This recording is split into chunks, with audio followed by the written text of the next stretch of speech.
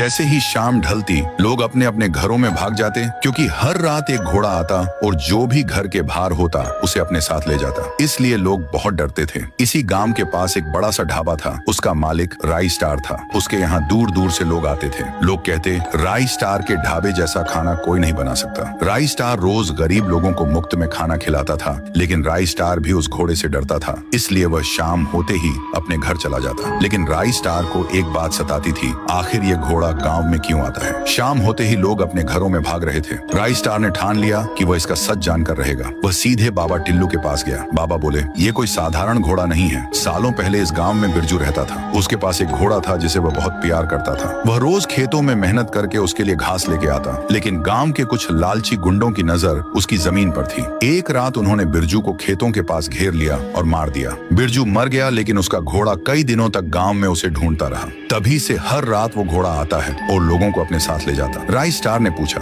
इसे रोके कैसे। बाबा टिल्लू बोले, ये कभी नहीं रुकने वाला और इसकी अमावस की रात डबल हो जाएगी। ये सुनते ही राई स्टार के पैरों तले जमीन खिसक गई। लेकिन बाबा ने धीरे से कहा, एक बात याद रखना, वो घोड़ा किसी बेगुनाह को हाथ नहीं लगाता। ये बात राई स्टार के दिमाग में बैठ गई। अगर घोड़ा बेगुनाहों को नहीं ले जाता तो फिर गांव से गायब हुए लोग कौन थे। अगले दिन गांव में डर और बढ़ गया, क्योंकि अमावस आने वाली थी। लोग घरों में ताले लगाने लगे। राई स्टार ने तय किया कि वह इसी शाम गांव से भाग जाएगा। शाम होते ही गांव में डर फैला हुआ था। राई स्टार भी डर से जमा हुआ था। तभी राई स्टार गांव से भाग जाता है।